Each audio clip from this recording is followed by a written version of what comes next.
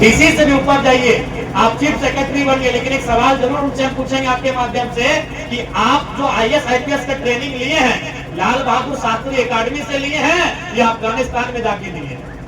अगर लाल बहादुर शास्त्री अकादमी में आपने ट्रेनिंग लिया है, सिंहभूम जिला के डीसी महोदय, तो हम पूरा बिहार चुनाव कैंपेन करके आ गए, कहीं नोटिस जारी नहीं हुआ। हमने पूरा झारखंड वैसा ही प्रचार किया, विधानसभा का चुनाव, हम पूरा लोकसभा का चुनाव वैसा ही कैंपेन किए, कहीं नोटिस जारी नहीं हुआ। ठीक है, अगर हमने स्कॉर्पियो के छत में चढ़ा नोटिस जारी किया, तो कल्पना सोरेन का नोटिस कहने जारी किया?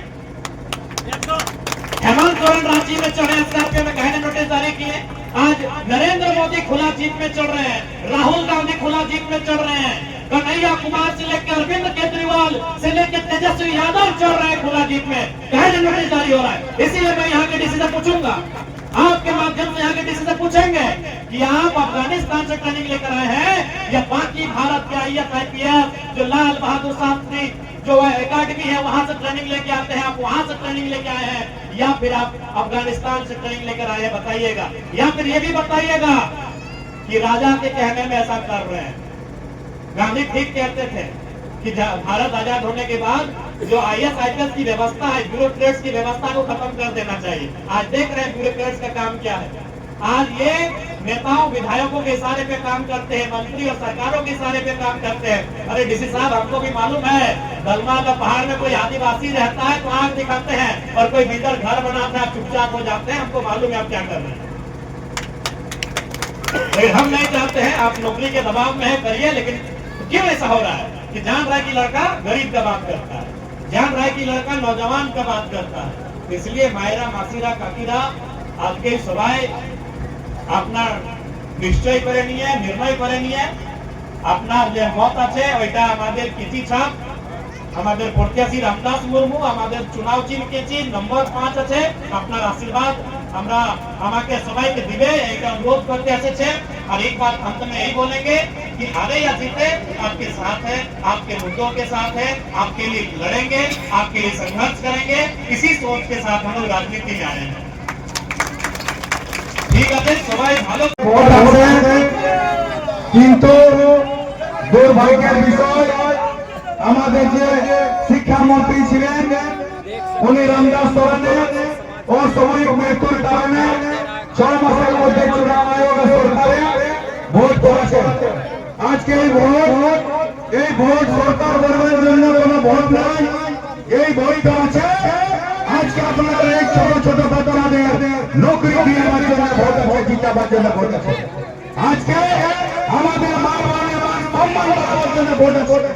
আপনারাকে বলছি, মা দিদিরা বোনেরা, যত যুবা ছেলেরা আছেন, যত আমাদের পড়ালেখা বিএ এমএ পাস করেছেন, ডিপ্লোমা এখানে যারা পাস করিয়েছেন, আইআইটি যারা পাস করিয়েছেন, তাদের এখনো পর্যন্ত সরকার আর নৌকরি দিতে পারে নাই, নৌকরি দিবার কোনো কথা বলছে নাই। এই জন্য আজকে টাইগার গাছ গায়ে গায়ে ঘুরছে যে কত আমাদের নবজীবন যারা আমাদের এখানে বেরোজগার আছে, সেই তাকে বেরোজগার আমরা বিধানসভায় আমরা আজকে উঠাই ওদের নৌকরি দিয়ে আবার কাম আছে। মাতারা বহিনরা আজকে ভোটটা দিবে তো এই বেকার ভবিষ্যতের জন্য ভোটটা হবে, কাপড়টা দবাবে, তাইলে এদের নৌকরি চাকরি হবে। এরা তো দিনে ভোট নিয়েছে, এরা ভোট নিয়ে আমাদের দিদি বই ভাই রাখে বেমার ছাড়া কিছু করে নাই। স্কুল আছে, স্কুলে টিচার নাই, আজকে ডাক্তার ঘর আছে, ডাক্তার ঘরে ডাক্তার নাই। বলো আমরা জীবনটা কেমন করে বাঁচাবো, বলো আমাদের ছেলে পড়ে রেখে কেমন করে আমরা লেখাপড়া শিখাবো। এই জন্য বেশি বলছি না আমি, দিদি বোনরা যে আজকে টাইগার এসেছেন, আপনাদের এই যুবা ছেলেরা যারা দুতলা আছো, আপনারা সব কাঁচি চাপে ভোট দিবে 5 নম্বর যে সিরিয়ালে, আপনাদের নৌকরি চাকরির ব্যবস্থা আমাদের দাদা করবেন। এইটাই বলে আমি দাদাকে বলবো, দাদা আপনি তো কথা বলুন।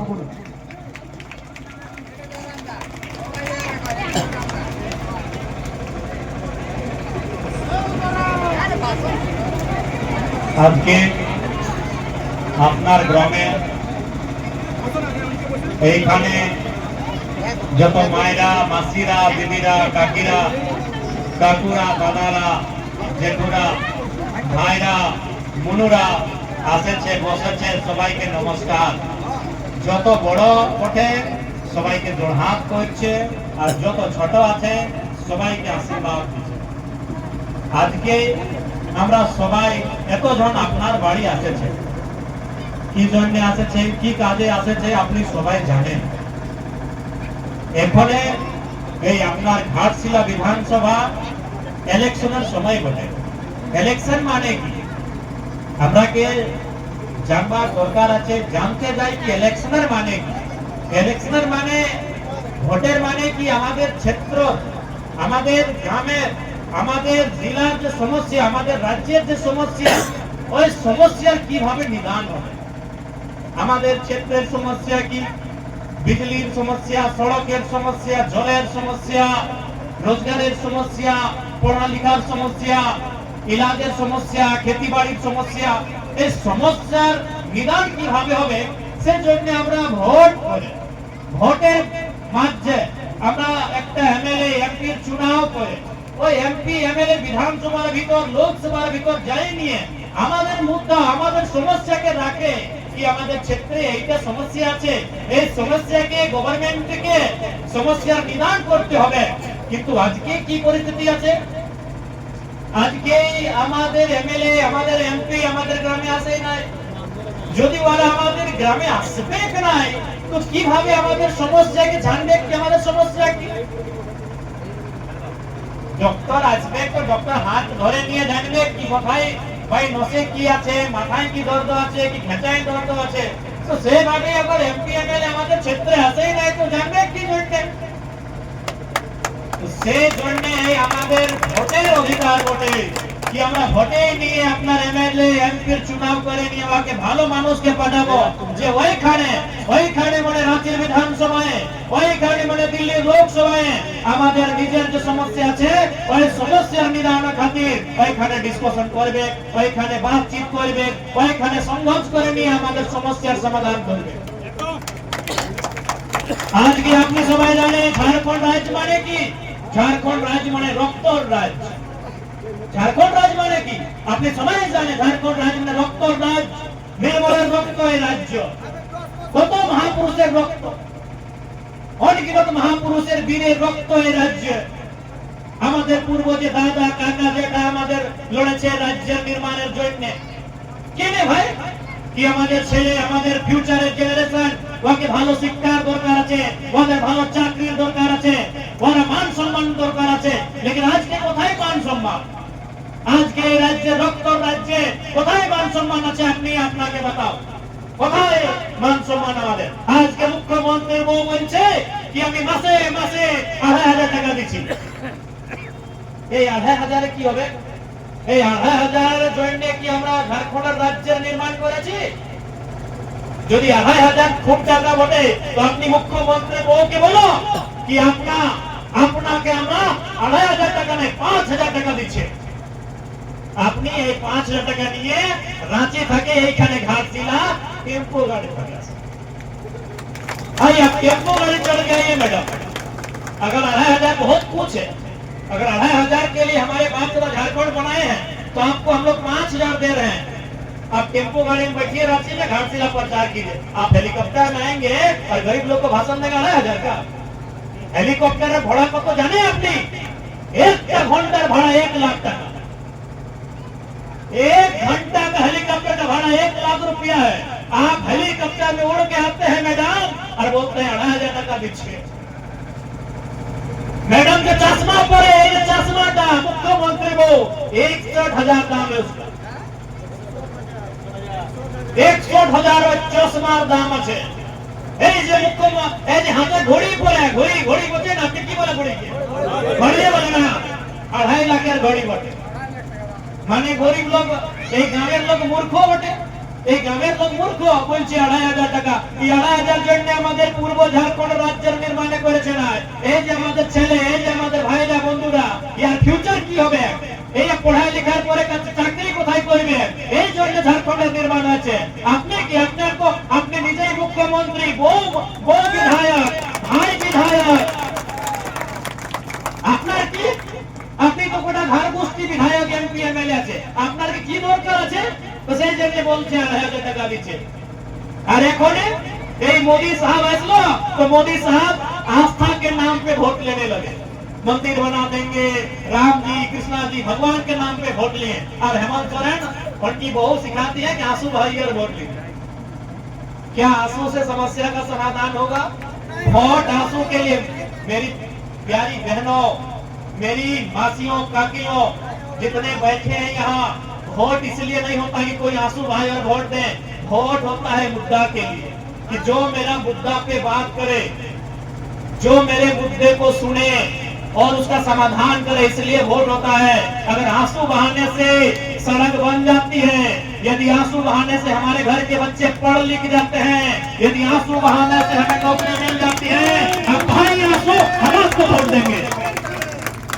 आप एक व्यक्ति के आंसू में झारखंड के लाखों युवाओं के आंसू को मत भूल जाइए। आज लाखों युवाओं को स्टाइपेंड नहीं मिल रहा है। स्टाइपेंड अपना बुझेगा, स्कॉलरशिप যে গভর্নমেন্ট মদত করে পড়াবার জন্য দিলেও একটা স্কলারশিপ ওঠে, আপনি ভালো করে পড়ালেখা করো। आज लाखों नौजवान को स्कॉलरशिप नहीं मिल रहा है। बोर्ड का आंसू इस आंसू के सामने फीका नहीं पड़ना चाहिए। আর মন্ত্রী ঠিক আছে, মন্ত্রী যে রামদাস সোরেন ছিল আমাদের মধ্য নাই আছে, আমি শ্রদ্ধাঞ্জলি দিচ্ছি, लेकिन दुनिया में जो आया है वो जाएगा, जो आए हैं उनको जाना होगा। वो अपना जिंदगी ठीक है, समय अभी और भी था उनका, लेकिन फिर भी एक 60 साल का जिंदगी जिए हैं। यहाँ 25 साल के नौजवान विदेश में टावर लाइन में मर जा रहे हैं। हमारे डुमरी विधानसभा में एक नौजवान, उसको सऊदी अरब में गोली लगा है, 25 साल का लड़का है, सऊदी में गोली लगा है। अगर आंसू बहाना है तो 25 साल का नौजवान जो मर गया है उसके लिए बहाया है। उसको सऊदी में गोली लगा है, क्यों लगा है? वो नौकरी करने गया था, झारखंड में नौकरी नहीं मिला इसलिए। तो अगर आंसू बहाना है तो उन नौजवानों के लिए आंसू बहाइए जो 20 साल में विदेश में मर के घर आ रहे हैं। 22 साल उम्र है और मर जा रहे हैं, किस लिए? नौकरी करने गए थे विदेश। 25 साल भी गोली नहीं आया है, पुलिस गोली मारा है ना। सऊदी का नियम बहुत कम नियम है, सऊदी अरब में वहाँ गोली लगा है, अभी भी उसका बॉडी नहीं आया है। आज 1 महीना होने वाला है लगभग। हम लोग रोज वहाँ कंपनी से बात करते हैं कि हम यहाँ के एमएलए बोल रहे हैं, बोला एमएलए साहब मैंने वहाँ का कानून बहुत टफ है, इंग्लिश में उनको हम बात करना पड़ता है, कभी कभी वॉइस मैसेज से बात करना पड़ता है हम लोग। बोलता है एमएलए साहब यहाँ का कानून बहुत टफ है, इतना आसानी से बॉडी नहीं जाएगी। तो अगर आंसू बहाना है तो ऐसे लोगों के लिए बहाइए, आंसू बहाना है तो बेरोजगार भाइयों के लिए बहाइए, आंसू बहाना उन किसानों के लिए बहाइए जो साल भर मेहनत करते हैं और अपना परिवार का भरण पोषण नहीं कर पाते। हमारे खजाना नया ठीक, बताइए आप, खजाना नहीं है। नेमरा गांव क्या हुआ? 10 दिन में सरकार, मुख्यमंत्री अपना पूरा गांव का तस्वीर बदल दी है। 10 दिन पहले जब गुरुजी जिंदा थे, गुरुजी 3 बार के मुख्यमंत्री, हेमंत सोरेन भी 4 बार मुख्यमंत्री बने, लेकिन उस समय तक नेमरा गांव में ठीक से बिजली नहीं था। नेमरा गांव में मोबाइल का लोकेशन नहीं पकड़, टावर नहीं आता था। नेमरा गांव में बढ़िया सड़क नहीं था, तो मोबाइल में देखे होंगे, गुरुजी को जगाने जा रहा था तो लोग खेत से होके जा रहा था, सड़क नहीं था। 10 दिन में नेमरा गांव सुधर गया, तो क्या झारखंड नहीं सुधरेगा? यानी मुख्यमंत्री क्या चाहते हैं? अपना गांव का विकास का लिए चाहते हैं, बाकी लोग कहे तो बाकी लोग का वोट कह लेते हैं। नहीं, उधर वोट मांगिए, जहां काम कर रहे हैं वहां वोट मांगिए। इसलिए आज हम मानते हैं और आप भी मानते हैं कि एक सीट से कुछ होगा नहीं, लेकिन ये एक मैसेज जाएगा, पूरा झारखंड में एक मैसेज जाएगा, पूरा बिहार में, झारखंड के बगल में जो बंगाल है, उड़ीसा है, वहां भी मैसेज जाएगा कि मंत्री का सीट इन लोग हार गया, मतलब काम ठीक नहीं किया। अगर जीत जाएगा तो फिर सीना ठोक के बोलेगा 2,500 में इन लोग को गुलाम बना लिया। आज ये देखना होगा, बिल्कुल माताओं बहनों मायरा मासीना, आपको भी बोलना होगा कि भाई 2,500 हम फ्री में नहीं लेंगे, आप उनको दीजिए जो हमारे भाई बहन, हमारे घर के बच्चे 10 साल मेहनत करके पढ़े लिखे, साइकिल का पेडल मार मार के ठंडा में, गर्मी में, धूप में कोचिंग क्लास गए हैं, जो रात 12 बजे, 1 बजे, 2 बजे रात तक, मैंने 18, 20, 22 साल का लड़का लोग आंख में चश्मा लगा लिया पढ़ते पढ़ते, आधा बाल पका लिया पढ़ते पढ़ते। उनको नौकरी देने का काम कीजिए, उनको रोजगार से जोड़िए। हम लोग नहीं चाहते 2,500 रुपया।